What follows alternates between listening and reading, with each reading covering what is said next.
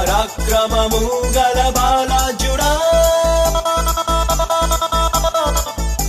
నీ కంటికి కనిపించే, నీ చెవులకు వినిపించే, అరే దేనిని గూర్చి భయపడకు, భయపడకు.